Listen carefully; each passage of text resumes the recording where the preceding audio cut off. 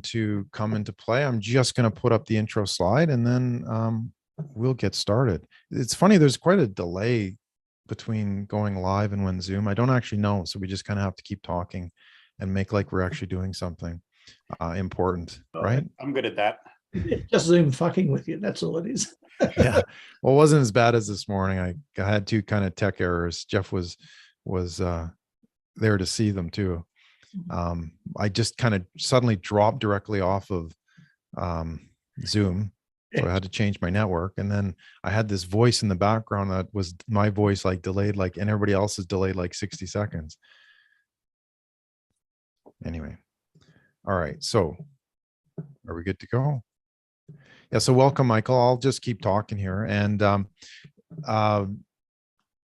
we're here at the grand opening of Strategystorming.co, and I'm going to be joined with Michael Hanrahan, who's coming up. He's on deck right now, and Ludvik as well, who's coming up at the half past mark as well. Michael joins us all the way from Melbourne, and Epi is going to join us hopefully from Europe. I think he's in Spain right now and that sort of thing. So really what we're here to do today is to talk about the grand opening, and what I wanted to do was create a place where people could go. I call it the online strategy studio and shop, Strategystorming, and to basically change how we rethink, reinvent, and reimagine how to do better business. So what I found over the years is we really need the tools. The tech is great. Everybody can kind of get the tech, but guess what? We still kind of need to understand a little bit more deeper in terms of how do we actually apply that technology? How do we actually use it? How do we build systems and processes? And how do we, embrace divergent thinking and convergent thinking, and how do we put these into kind of a fun environment? And so that's what I wanted to do, was to create a space that we can all go to be able to do that. We're joined today here by 24 amazing speakers that are coming up. We're about halfway through, so we wrap up at like about 10 p.m. Australian Western Standard Time. I'm coming all the way to you from Perth as well. If you go to strategystorming.co, you actually be entered into a bunch of prizes, and I'll go talk about those at the end. So welcome, Michael. Really appreciate you coming by and coming to talk with us today. Yeah, thanks for having me, Doyle. So tell us a little bit about yourself. Yeah, so I run Publish Central. So we specialize in what we call self-publishing for small business, which you're very familiar with your book style. So we work with authors to help them self-publish high-quality books to build their profile and promote their business. And I'm also the co-founder of the Australian Business Book Awards, which are presently running at the moment. We're in the middle of judging at the moment. So we've had about 118 entries this year, I think it was. Wow. So that keeps Anna very busy, and obviously you're very familiar with the process, Doyle. So that's in about 3 or 4 weeks, we'll be crowning the Australian Business Book of the Year. Yeah, I'm slowly making my way down my stack of books to judge. So yeah, I'm making progress. What about you, Jeff? Yeah, I've got to say, did you get all the thick books? The buggers are thick books again. Well, we picked out the longest ones for you, Jeff. Yeah, it feels like it, man. Are they all this thick? That's small. What are you talking about? Yeah, no, excellent. So what are you going to talk to us about today, Michael? So today, my aim for today was to put as much info as I could into the 15 minutes. So I've actually put together a video. Yeah, so I'll just hit play when we're ready, and we'll do the screen sharing, I think. Is that what we're doing, Doyle? Yeah, go ahead. Hopefully it'll work. Fingers crossed. Hopefully the tech works. Let's see. Hey, everybody. It's Michael here from Publish Central. And today we're going to look at a new strategy for your business in 2023, write and publish a book. So normally I give this presentation over a morning or a full day even. Today I've got 15 minutes, so you're going to get the abridged version. Can we see it? I'm not sure. Am I seeing it? Are we chatting to Doyle and saying hello? Are we working, Doyle? So yeah, I don't see it yet. Jeff, are you seeing it? Let's not waste any more time, and we'll get right into it. So, were you able to share your screen? Yeah, I did. It's telling me I'm sharing. Okay, might be hidden somewhere. Yes, I can see. I didn't realize I was muted. I can see it and I can hear it, although the volume's a bit low. Okay, all right. Then there we go. Okay, my apologies. Okay. First, let's look at why you might want to publish a book for your small business. So this is an ad in a magazine that you might pay $15,000 for, or with that same $15,000, you can self-publish a book for your business, which will still get that same coverage in the magazine, and you'll also be able to get articles and get media exposure and send it to your clients and do all sorts of fabulous things. So it's a very, very good way to spend your $15,000. So now we're going to have a look at some of the coverage that our authors have received over the last few years with their books, just so you can see how good a strategy this can be for your business.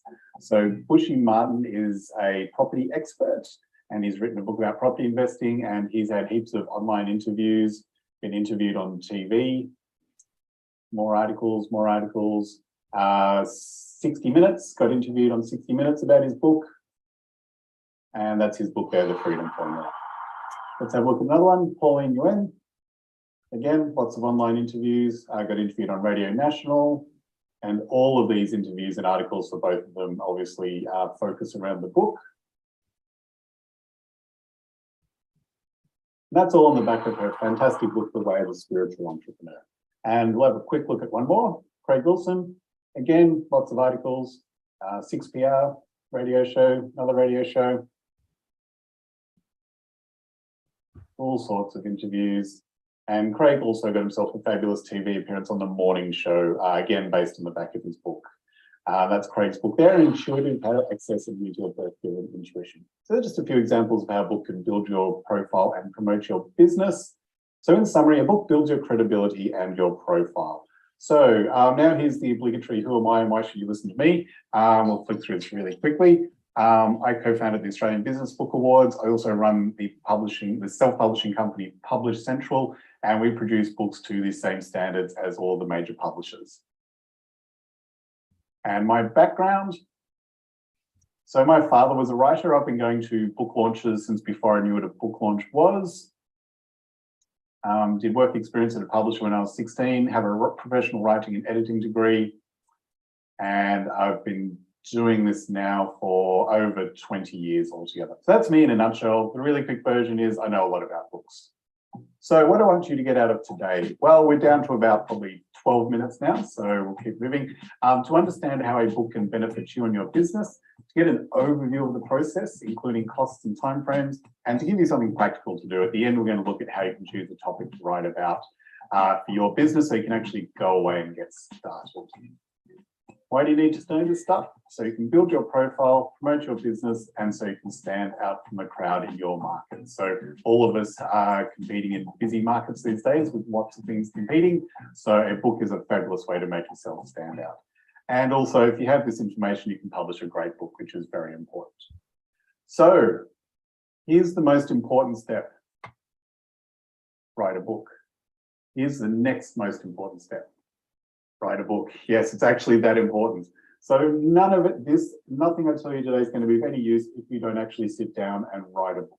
Doing what I do, I hear over and over again from people who say they're going to write a book and it never happens. So that's the most important step in the process. It all seems a bit overwhelming. You can do this. We work with first-time authors all the time. You don't have to be a poet. You don't have to be an expert writer at this stage. There's people who can help you with that. You just have to have a good idea and you have to get down and do it. If you can't find an idea to write about in your business, I'd suggest your business has got bigger problems than whether you can write a book or not. So here's another challenge that people often find in getting started. What do I need? What do I need? Software, computer, blah, blah, blah, all that kind of stuff. Here's all the tools you need. Microsoft Word, it's that easy. Now, we all hate Microsoft Word, but it's all you need. You can even just use the Notes app on your computer or on your phone. You don't need any fancy writing software or anything like that. Like I say, you just need an idea and the discipline to sit down and get it done. Now, some things to understand about publishing a book. It's lots of fun, so you get to meet all sorts of cool people. You can do it, keep emphasizing that. If you publish a high quality book and have a good plan for how to use it after it's published, it will return the investment many times over. The key in that statement is have a good plan for how to use it after it's published. So the book doesn't do all the work. It's not some magic wand. You have to, like anything you do in your business, you have to have a plan for it, you have to work hard and you have to use it well. But if you do all of those things, we see it every day. Our authors get great boosts to their business from publishing a book. And I know Doyle, I think Doyle's up to 3 or 4 books now, so he knows this firsthand. If you do it well, your book will be as good as a book from a major publisher. So again, given this is the quick version, I'm just going to race through this. These are some of the things our authors have had over the last few years and continue to get. Television appearances, conference speaking gigs, have a book launch, promote your book on social media, sell it online, partner with other authors.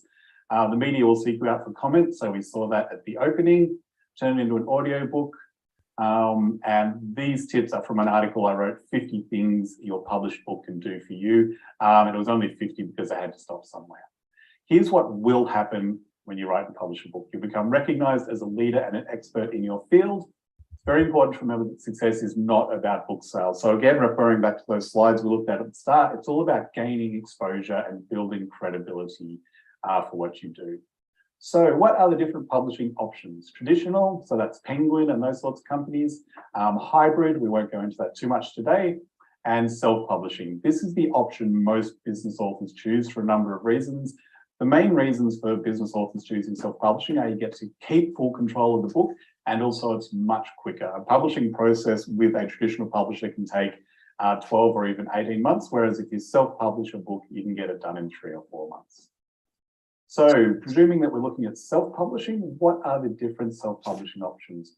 You can DIY, so manage the process yourself, or you can find a self-publishing company like us, or there are many other wonderful companies out there that do almost as good a job as we do, and they will take care of the whole process for you. So given those two options, why would you do it yourself? To save money. Doing it yourself is usually cheaper. Again, this is the quick version. There's a lot more reasons than that, but that is the primary driver for trying to do it yourself. Why would you choose a self-publishing company? It's easier and you'll publish a better book. So you'll usually get a better result if you work with a self-publishing company, usually because you'll have one person manage the whole process for you, and also because they'll usually have their own highly skilled and highly experienced team, which you'll have access to. How do you choose a self-publishing company? There you go, very easy. Just like anything else, obviously, ask for recommendations, do online searches, read Google reviews, all those sorts of things. So we're down to about 3 minutes to go here. So let's see how many slides I can get through. What are the costs for a 40,000 word book? So $5,000 to $8,000, be careful. 8 to 12 better. 12 to 18, you're in the right ballpark for doing it well. Over 18, be careful. So let's have a quick look at why. So $5,000 to $8,000, you probably get these two. They're very cute, but you don't want them working on your book. 8 to 12, you probably get people who at least have a computer and aren't using crayons. 12 to 18, that's us, obviously, our highly experienced team of people who've all worked for major publishers and we have decades of experience working in this area of publishing. Over 18,000, again, be careful, you're probably going to get this guy. So here's a super quick look at the publishing timeframes, and here's an even quicker look. Overall, a 40,000 word book will take you 3 to 4 months to publish. So now you've had that whirlwind tour of self-publishing, what should you write about? I speak to people all the time who ask this question and they feel a bit bemused about what to write about. But a quick conversation usually actually turns up about 10 or 15 or 20 different topics they can write about. So how do you do it? Step 1 is brainstorming. What is a common problem your clients or potential clients have? What do you want to be known for? What can you do that your competitors can't? What do you do better than your competitors? Are you trying to move into a new market? Is there a gap in your industry you can fill? So answer these questions, like this is a brainstorm, should be able to write down a whole lot of topics based on those questions. Which of these book topics will most benefit your business right now? Remember, this is a strategy to build your business. It's not your fantasy you've had for the last 20 years to write a book. It's something that's going to benefit your business. So look at all these topics and pick one of them which is going to benefit your business the most straight away. And this will become the subject of your book. Step 2, brainstorming again. So you've chosen a topic for your book. Write down at least 50 things about this subject that you can write about, and preferably 100. I know that sounds like a lot, but once you sit down and do it, you'll find it very, very easy. And again, if you can't, you've probably got more problems in your business than whether you can write a book. Pick around 8 to 12 of these that you think should go into your book. So the key topics, again, think about the most common problems your clients have and the most common questions you get asked. That's a good place to start. These topics will become your chapters. And you use these to create your content list. To write each of these chapter topics at the top of a large piece of paper, or of course you can use a spreadsheet or something like that. Under each of these chapter topics, add around 7 to 10 subjects you can write about, and then arrange these into a logical order. These are the subheadings in each chapter. So you'll end up with something like this. So the line at the top is the original topic that we chose. The green subtopics are our chapters, and then the red subheadings underneath are the additional topics we're going to write about. So there's 56 little topics here, and if you write 500 words on each of them, that's 28,000 words. And if you add an intro and a conclusion, that's 32,000 words, and suddenly your book doesn't seem as daunting. So publishing tips, this is going to be the super quick version. Can I format my book in Microsoft Word or Publisher? No. My mum reads a lot. Can she be my proofreader? No, that's not a good idea either. Should I visit a bookstore repeatedly to ask them to stock my book, then hassle them to put it in the window, then ask them why it isn't selling, then ask them why they haven't promoted it, then ask them why they are withdrawing it? Obviously, you shouldn't do that. And while you're probably having a good laugh, that is all a true story. An author I worked with many, many years ago left a trail of destruction behind her, and her book died a slow, quiet death because she annoyed the hell out of everybody. So again, one of the key things I want to do today is give you something to go away with. Your mission, should you choose to accept it, choose a topic for your book, prepare your contents list, and email it to me for feedback within 2 weeks. Now, the only reason for that deadline is to get everybody moving. I will provide feedback on that. There's my email address. Now, this is absolutely, you won't be added to a marketing email list. You won't be added to anything. You won't receive any material from us at all. The only reason I say this is to get you started. So hopefully a few of you will take that up. I'd love to hear from you if you do. So thanks so much for listening. I look forward to receiving a few contents lists to look at in a few weeks. And if you need more info, you can visit our website. You can give me a call anytime. Just give me a call if you've got any publishing questions. That's us. Or you can shoot me an email.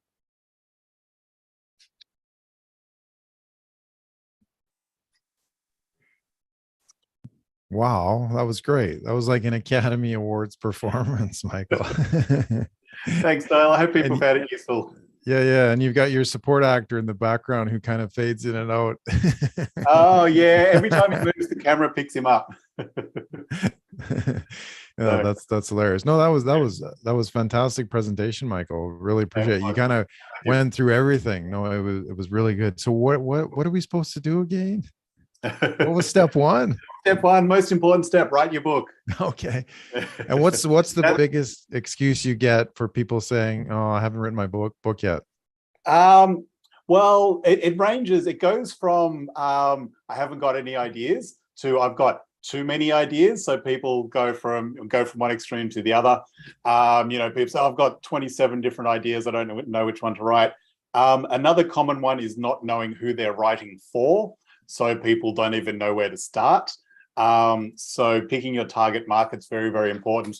We sometimes have people say their book's for everybody, which is a terrible target market, and you'll write a really bad book. So you've got to choose who you're writing for as well. And obviously the other one's just I'm too busy, which is what people always say. Which is not true, right? I mean, people are very busy. Yeah. For sure. Is there a technique you use to say just get off your butt and write it, or do you just kind of let them? Yeah, cancel Netflix. Cancel Netflix. That would help a lot of people. No, actually, we find a really good strategy is people actually paying us a deposit. So, so we have phone calls with people. Exactly right. We have phone calls with people often when they're considering writing their book, and we talk them through the process and that kind of thing, and say, well, you can actually book in with us now and pay your deposit, and that's a good motivating tool for people. But the thing I went through in the video there, just the really simple process of breaking the book down into small, manageable chunks is a really, really good way to get people writing, because people look at a book and they go, 30, 40,000 words, how do I do that? Exactly right. But when you analyze it and break it down, and when you start talking about, there's not a business owner in the world you can't ask and say, what's the most common problem that your clients have? What's the most common questions you get asked? They're your topics for your book. It's not that hard. So yeah, and when you broke it down like that, that actually makes it easier. I might have to write a couple more. Yeah, you've got at least a few more in you. Jeff I still, do. Jeff still hasn't got his first one out yet. So we've got to. Come on, Jeff, turn It's off Netflix. compulsory now. We've got to rib Jeff every time we see him. Look, I've written 6. I just don't think any of them add anything new to the conversation. But Jeff, come on, the amount of That's knowledge another inside common your excuse. noggin. Yeah, that's another common excuse. No one's got your take on things, Jeff. Absolutely nobody. Everybody's got their own unique take. And hang on a sec. Hang on. Yeah. and like I said in the video, if you don't have your own unique take, writing a book's not your biggest problem. Your business is probably in trouble already. So I get you. I hear you. Again. Again. Oh yeah. Well, no, and actually breaking it down like that, it's honestly, it's like just a small number of blogs. Well, not a small number, but if you wrote one blog a week, that becomes a book in a year. So exactly right. Yeah. If you have that foresight to see, okay, I want to write a book in a year, I just have to write 52 blogs. Yeah. That's doable. Yeah, for sure. People go the other way as well. People actually often reverse engineer their book into blogs as well, which is another very good thing to do in your business. Okay. Yeah, that's a good idea. Mm. No, that's cool. Thank you so much, Michael. Really appreciate you taking the time to come in and speak to us about that. It was actually really informative for myself as well. So great. I've got a couple more books in me that I'll have to get out soon. Excellent. Yeah, no, thanks for having me, Doyle, and congrats again on the new site. Yeah, no, appreciate it. So if you need to take off, that's cool. Thank you so much for joining in. If you want to stick around, would be fantastic too, but don't feel that you need to. I have Epi Ludvik coming up. Sorry, I always get your name wrong. Epi, you there? Yeah, I'm here, man. Good seeing you. There he is. How are you? Good. Thank you. How are you? Yeah, no, fantastic. It's good to see you. It's been a couple of years.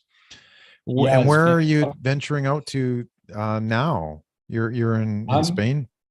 I'm in Europe. Yeah, I was in Spain. Now I'm in a country. It's called Albania.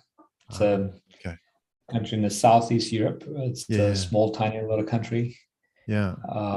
And so I'm heading next week to Portugal. So yeah. Wow. That's pretty cool. And how's the adventure going since when we spoke last, you were in Singapore in 2019? That was 3 years ago. Wow. Yeah. That's amazing. Yeah. No, for sure. Time flew, man. Yeah, no, exactly. So welcome to the show. We're just broadcasting live. So, you're kind of the next speaker. I just actually want to do a quick little intro, and then we'll get rolling on your stuff as well. And I love your t-shirt, and you'll have to tell us about that. Yeah, thank you. I'll send you one. Oh, I'd love to have one. Yeah. Cool. So excellent. So thanks everybody. We're going into section 2 of phase whatever. We've been here for a bit and we have some more amazing speakers to come. We just listened to Michael Hanrahan from Publish Central out of Melbourne, Australia. And now we're moving into the next. Epi Ludvik is joining us from Albania in Europe, talking about the Bold Awards and innovation, and probably a few other amazing things that he always talks about as well. So really looking forward to that. What are we here for? Well, come and celebrate the grand opening of the online strategy and studio shop that is changing how we rethink, reinvent, and reimagine how to do better business. Strategystorming.co. And within the site, what we're actually doing is creating a platform for businesses to come and grab those tools and see, what can be done and how we can sort of change the light of how we think strategically and what's really important, what's not. How do we balance, being busy of today versus, what can we do and making sure that we balance the tomorrow, giving us the ability to be able to craft unique and revolutionary strategies, and also being able to see it in a different way as well. And to me, that's one of the things that we're working on, is how do we actually create a strategy that you can touch and see and feel. And one of the ways we're doing that is with one of the tools here that I'll just quickly show, that we're actually able to take sort of the concepts of the business and being able to define it into what I call a strategyhedron, and how this can actually define how we brainstorm strategy. And I've talked about a number of tools today as well that we can actually use to help us create this. One of the gifts I'm giving away, and I'll explain that at the end, is called the strategy canvas, where we're able to actually create one of these models, the AMPS model, to be able to design your strategy with a different methodology. And being able to see it differently as well. We have the strategy storming whiteboard, business strategy whiteboard as well, that we can actually dry erase. It's a dry erase board that we can actually create our model, and then I have the stickies attached right now, and then we can just actually fold it into the specific shape as well. So we're able to do that as part of the design. So looking forward to talking about that more as well coming up. So thank you. I'm going to broadcast back to Epi and let's get going. So tell us, give us a little bit of background first. Thanks, man. Well, wow, that's a lot of work. How long it took you to get all this done? Oh, it's been in the works for a while. Yeah, I can imagine, man. Well, congratulations. And thanks for inviting me. Yeah. Well, I have no presentation to give here except that's okay. No. Yeah. Just to come and congratulate and give some of the things that we're working on here. So my background comes from marketing and advertising. I used to run a small boutique agency in New York. 10 years ago, I moved to New York, was doing a crowdsourcing week where we did a global conference there and moved out pretty much in all over the world with conferences. And our goal has been, from number one, is to focus on how crowdsourced solutions can help society. I think one of the key issues that has been and always been part of my thinking is like, how can we allow crowds to identify the problem versus the just a handful of people identifying the problem and giving it the solution to the crowds. So we're trying to flip that and try to change that. So that's been for 10 years. And about 4 years ago, we launched Bolder Words, which is a program that we launched together with HFAM based in Venice, Italy. They're one of the largest and probably most unique innovation hub ecosystem in Europe. And so with them, we did this program for bold innovators. So we got 30 categories where pretty much companies, startups, all the way to the largest companies, they submit their projects and companies and they participate as a part of a nominee. So that's pretty much in less than 2 minutes in terms of what Bolder Words and Crowdsourcing Week has been doing. For myself, I'm one passionate individual who I like to contribute in that little thing of my mission that I've been focusing for all these years. And finding that mission is one of the probably most difficult thing I think that society is going through right now, and is because of we've been programmed to think a certain way. We've been programmed to operate with a certain data, and once you're realizing that there's other types of data that you can operate, the whole world changes. And so I think. Part of that mission is so deeply engraved into my heart and my soul that I refuse to quit. I refuse to not see that manifestation. And that manifestation, I think it's coming because we are right now in the world where decentralization is taking its momentum to a next level. And because, if you look back, like historically, right, for centuries, like just down like the 15th, 16th, 17th century, the world was super centralized, right? And so we are now at the crossroad where that centralized control powers, they want to take back what we have created in terms of innovation. And I talk a little bit about innovation here because it's kind of relevant to what your strategic reinventing minds is about, and what we should also focus is that the innovation is spiritual, and so all the invention that we've seen existed in a spirit, and it's not by the knowledge itself. And so I think understanding that is super important because crowdsourcing is so powerful concept that organizations that they get this right are able to accelerate their innovation in a massive scale. And so with this, I think we are in a very, very interesting times that we're living. I continue to just show up every single day as an entrepreneur and bring ecosystems together. And so this is the most exciting times that we're living. I wake up with at 4 o'clock in the morning every single day with an excitement by 4:30, I am already rocking and looking every avenue. What is it that I can maximize? What is it I can 10x my time? Because this time will never ever repeat again all throughout the human history. So I think understanding this is very important, that we are experiencing the most incredible times ever. It's very important that every human being should realize this. So how do we take it? How do we take advantage of that then? If it is the I think revolutionary time. I think so. I think first, you got to come and look into yourself first, right? Understanding what is your why. Interesting. Like a lot of people, they want things, but one day when I ask them why a couple of times, by the third why, they stop. They don't know why they want it. So I think understanding why do you want things to be the way how you want to be is very important, and that starts with you. But once you get that right, then everything else will change. And I think sometimes like we start to think we want to change the world, but the world starts with you and with your spouse and with your neighbor and with your family and then with your friends. And that's how you do it.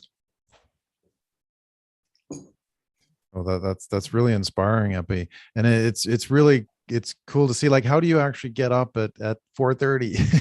What time do you go to bed? Yeah, to be exact, at 4 or 5. At 4 or 5 a.m. my alarm goes off. I'm trying to get myself to just wake up with the alarm clock. That's my next challenge. But I do sleep early. I do sleep at 9 p.m. That's my bedtime. We need 7 hours of sleep to rest. That's very important to be healthy. I think one of the things that I discover throughout the entire times of my entrepreneurship life is that people lack discipline. So once you figure out that this discipline and perseverance is more important than motivation, then things change. And so for many years, I was a very motivated guy, but I did not have that discipline that it required. And once I realized that, well, guess what? Motivation is important, but if I'm able to master the discipline and the perseverance, motivation, it will literally outpace the whole motivation part. Oh, that's really cool. You mentioned like what's your defining your why, and I almost got the impression that you're also advocating, why not? Is that true? So you say, yeah, you got to find your why, but maybe the ultimate question is why not? Like you're forcing me at least to say, hey, why not? Why don't I do that? Why don't I have more discipline? Why don't I, be more bold and look at innovation differently? I don't know. Do you agree, or ask your why not well as your why? Look, I mean, we settle for lots smaller things than what God has created us in this world, right? If we have that discussion with God and say, hey, God, how you see me? God sees you much bigger than the way how we see ourselves. And so once you realize that, you are much bigger than what you see yourself, your main mission in life is to discover your new self. And so looking for that new self, because you're never going to reach that. So sometimes it's interesting because some people, they just do few things and they call themselves successful. And I say, can you define a success for me, right?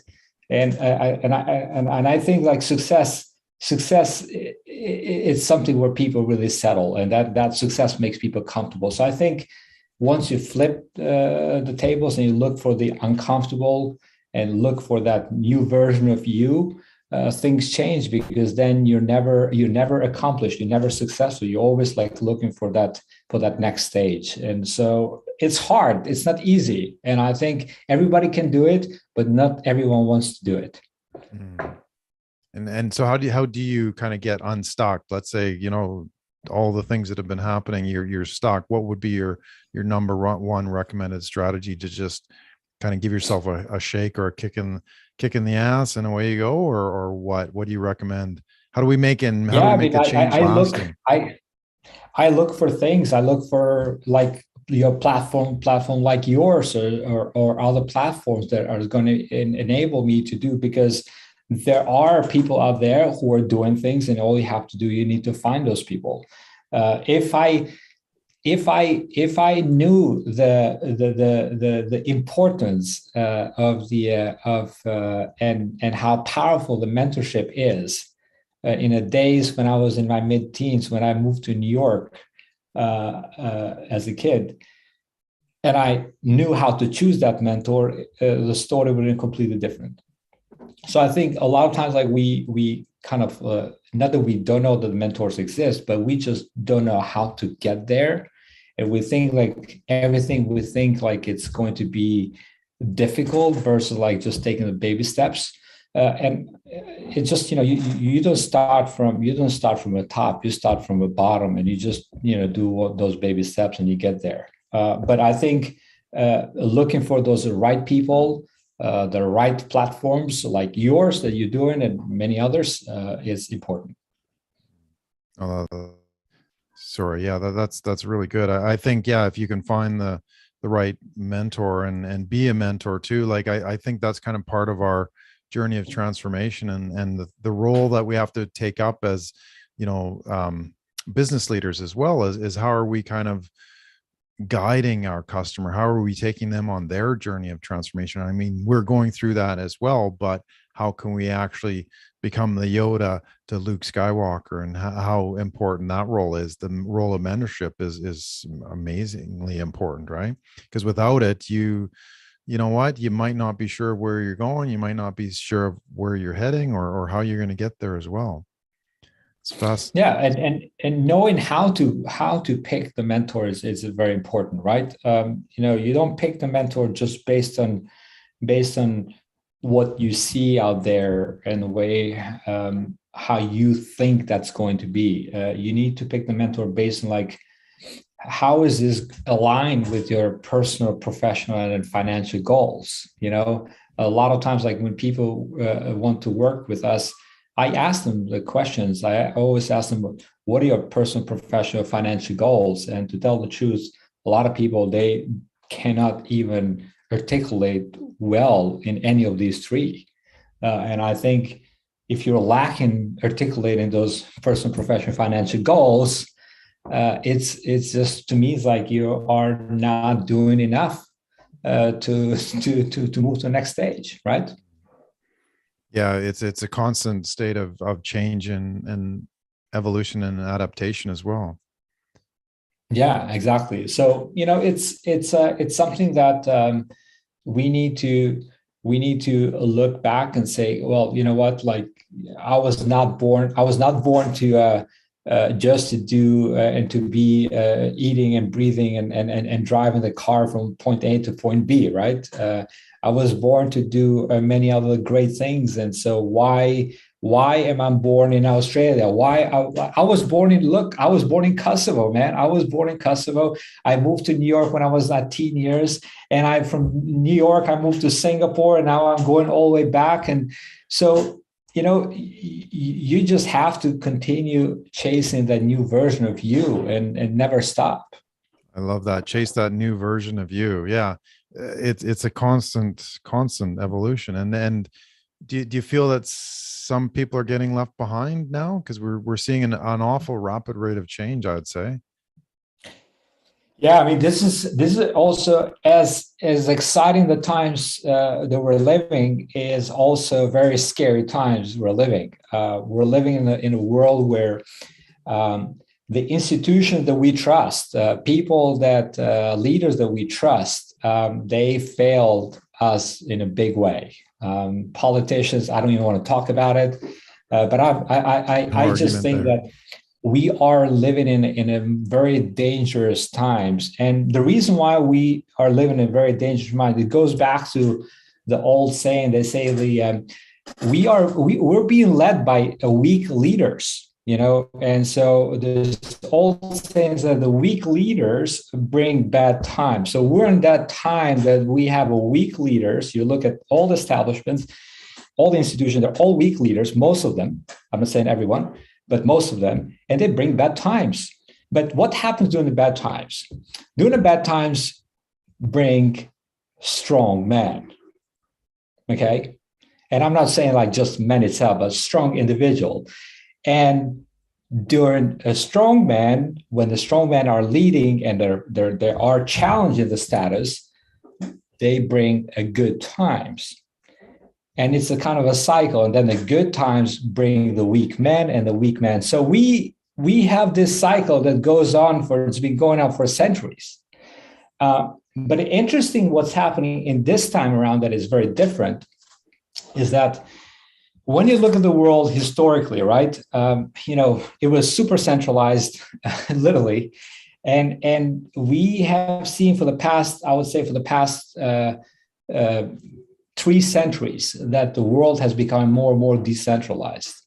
And because of that decentralization, we have abundance, more things, more energy, planes. Can you imagine, like just 50 years ago, if you told someone like 1 week you're in Albania, 1 week in Spain, they'll be like, what the heck are you talking about, right? And today it's just common, and we're working. It's not like you're just like taking vacation, you're working. So we take a lot of things for granted. This is the problem with the society. We take a lot of things for granted, but some strong man had to challenge that status to be in these good times. But what happened, like when the good times, they get comfortable, you bring this weak people, they are leading and they're creating this mess. Now, I'll tell you one thing, because one of my things that I told you I want to talk about a little bit about digital, the next phase of digital, the next phase of innovation. What's important to know is that in the end of all things, the economies of everything that you look in grand scale and macro, micro, it all comes down to the pipeline of a currency of the money flow, right? And what we've seen today, we see this next phase of where money as we know it, the cash that we know it, is becoming less and less available and is becoming more digital. But this is because it's a centralized powers. They want to bring us to the point where we are using these programmable money that is coming into the world of economies, right? When that happens, I don't know how the world is going to look like, but I'll tell you right now, money as a currency should always have anonymity. It should be anonymous, and I think this is where the missing link is that we're seeing. And I think what we are going to see in terms of all the innovation that is happening in digital, especially like in this money pipeline. And of course, I've been watching a lot of these cryptos in the world, how they're coming in and going out. 90+% of these are crap, but I'll tell you, 5% of them, there are some great innovations. And I think if we just pay attention to those innovations, that can unleash a whole new economy at the grand scale that we've never seen before. So I'll leave with that, but I think it's very important for us to know what's happening now and to understand the root cause of why things are happening now. Wow, no, that's pretty profound. Thank you for explaining that and detailing that. That's very interesting. We'll have to jump onto a beer one of these days, non-digital beer, when you're back in these parts of the world. Yes, man, for sure. Thank you so much for joining me. I'm just going to do a quick wrap up, but if you wanted to hang around, you're more than welcome. If you got to get to business as well, it's been an absolute pleasure as well, Epi. Appreciate it. No, thanks for having me, and congratulations on your launch. Let me know how I can be any help for it, and I'll take a look at more. I didn't get a chance much to go into details, but I'll take a look at more. And but I know what it takes to do such things. So congratulations again, and always we say always be bold. That's the way to go. I love that. I absolutely love that. That's one of my favorite sayings. So keep saying it.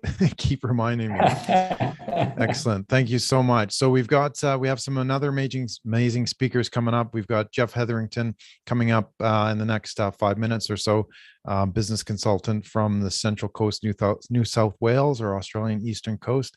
And then at the half past mark, we have Olga Andrienko from the SEMrush, the SEO search engine platform, rather, that's just been doing some amazing things over the last couple of years. They've really seen some brilliant growth as well over the years. So we're making progress. We've had some amazing discussions. We've had some amazing guests, amazing speakers, amazing ideas. Everything's been absolutely amazing. So I really want to thank those who've come and who've spoken, and Epi as well for coming to this session as well, and sharing his thoughts and insights as well. I put you down as the innovation thinker extraordinaire, which I think is still true. So absolutely true. This afternoon we have, multiple more guests coming as well. And one of the things that Andrew Griffith said earlier is that if you can look at your calendar and smile, and I think you alluded to that as well, Epi, is that if you can look at your calendar and smile, then you know it's a good day. So every time I look at this, I smile, because it's like, the amazing people who are joining me throughout the day is just phenomenal. So I really want to thank everybody for doing that. And if you're watching on live stream, please feel free to leave a comment or a question, and I'll get back to that as soon as I can. What's coming up next? Like I said, the two speakers, I just want to give a quick rundown of what we're going to do and some of the things that are happening behind the scenes as well.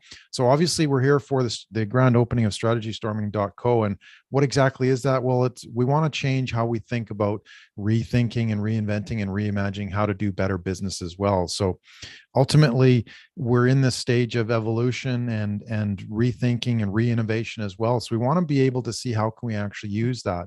So what I've been developing is some tools and some strategic thinking and some techniques and some courses and that sort of thing that really kind of helps you understand what we can actually do here, and why it is so important as well. Because if we have these correct tools, then we can make some progress, and we're going to make progress as well. So today, if you go to strategystorming.co, there's actually a lot of prizes that you can win. We have these 3D, I'm going to call them the 3D bullshit detectors, so that you can see what's going on behind the scenes. So everybody who registered, I thought you're bringing Google glasses, man. I wish. Oh no! Wait a minute. The AR Apple glasses. These are DRB glasses, Doyle Robert Buehler glasses. Oh, I love that. So that we can see things in new. We add elevation. You talked a bit about elevation, Epi, so we can see things in different light. You don't actually need the glasses, but what I'm going to show you is how to create models based on the strategy whiteboard that I developed over the last little while, and as well as some of the tools. So I'd love to get your feedback as well. Come to the shop. No 3D glasses required to kind of grow your business, but at least we can have fun with it. Here's another way of having fun. We've got the Easy Strategy Lab Coat that you can win as well. If you remember from chemistry class back in the day, when you put that jacket on, or if your job entails putting on a lab coat, guess what? You know that your job is important and that you got something important to do. So we're bringing that back.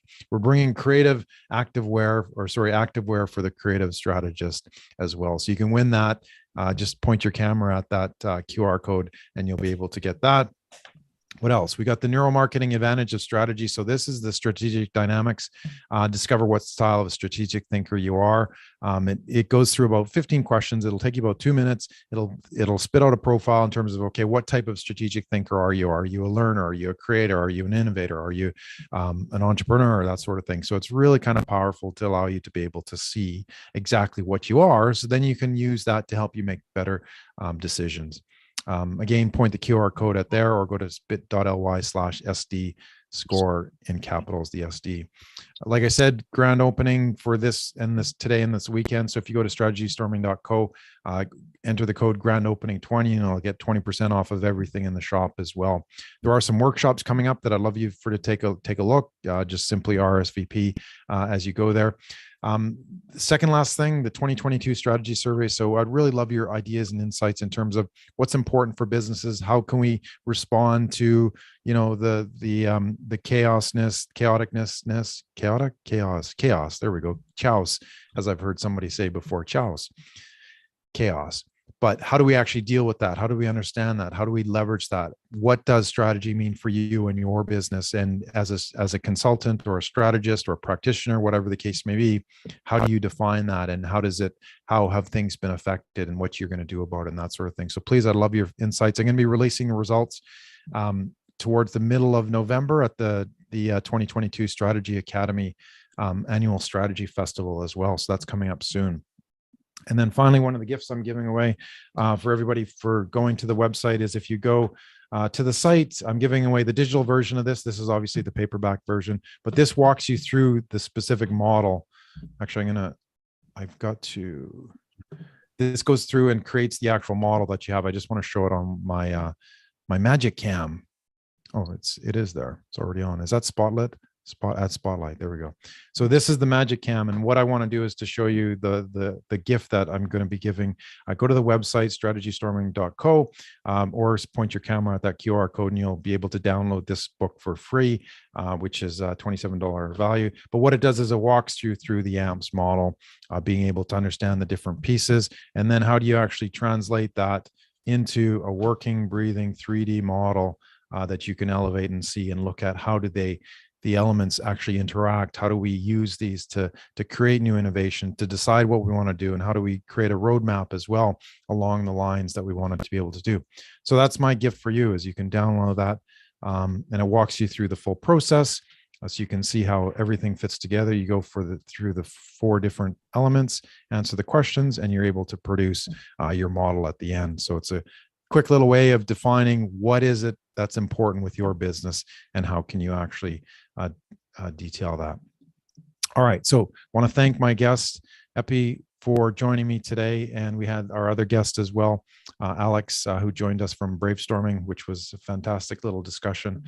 So really looking forward to getting into our next session. So I'm just going to close this off. Thank you again, and thanks for joining, Epi, and we'll hopefully see you and talk real soon. Up next, we have, my pleasure. Up next, we have Jeff Hetherington on cue. And then, like I said, we have Olga Andrienko coming to us at 1:30. So I'm just going to reset and redo things. So hang on, Jeff. No problem.